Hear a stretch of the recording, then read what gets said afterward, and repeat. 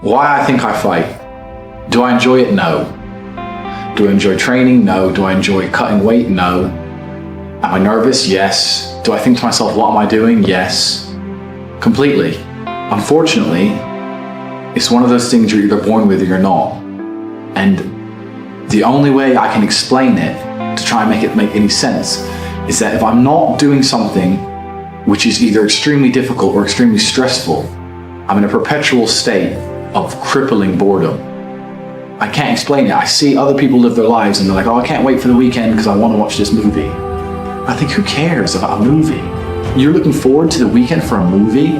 Looking forward to the weekend to get drunk? Like, these things to me are so mundane. They mean nothing. And if I don't fight, if I'm not in a situation where I'm stressed or worried or concerned, I'm just perpetually bored. And boredom's crippling. If you're an intelligent person and you've got a good brain on your shoulders, you can't just sit there bored. Yeah? So most smart people take the academic route to avoid boredom. They learn, but that's never really interested me either. Although I've always been an intelligent guy and I've always done well academically, it never really interested me. And then I see people climb Mount Everest or jump off buildings or do base jumping, or the guy who jumped from space. People think, what's he doing? He's crazy. I understand.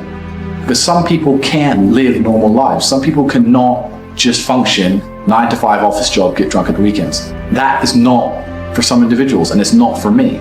So I have to find something which keeps me physically tired enough to stop me going AWOL, and mentally tired enough. And I've chosen fighting, because without this, when I'm not in training, I wake up every day and think, okay, what am I gonna do today? It's 9 a.m. on a Tuesday, I'm bored, everyone's at work, I'm bored, and I'll end up doing something crazy. I'll either end up drunk or on the Eurostar, or, you know, it's just a random lifestyle, because I'm constantly looking for never-ending entertainment, and it doesn't exist. I think the only thing that could stop me fighting is if I had enough money to constantly entertain myself. Unless I'm a billionaire, I need something that keeps me focused and keeps me occupied in life. With fighting, I have to train twice a day and I have to train hard, and the stress it brings in every aspect can replace fun, and my mind is occupied. It occupies me. It's the only way I can try and explain it. It occupies me, and I could never stop doing this even if I lost 100 fights, because I'm not built to live a normal existence. I can't do it. I couldn't just have a kid with some girl and sit at home and work a little bit and relax. I've never relaxed my entire life. I don't know what relaxing is. It's just not me.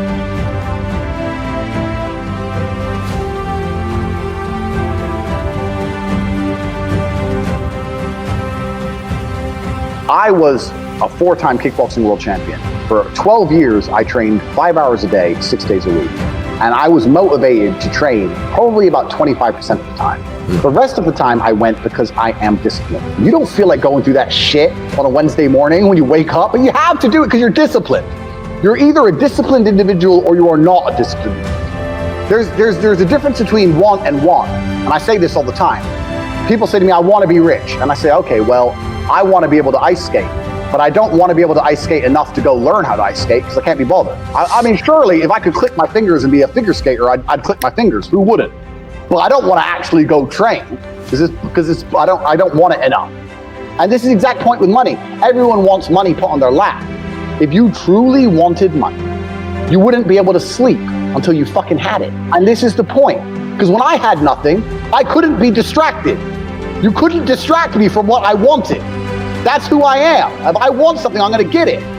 I do not need to be motivated. I'm a disciplined person. If I allocate X amount of time to work, I'm gonna do it. But that is the bottom line answer. It's discipline. You're gonna have to work when you don't feel like working. That's how it's gonna have to be, or you're never gonna be in it. One of the only things in this world you can control is your state of mind. You can't control the weather, you can't control other people, you can't even control your health. You might get a brain hemorrhage, or you might get hit by a bus.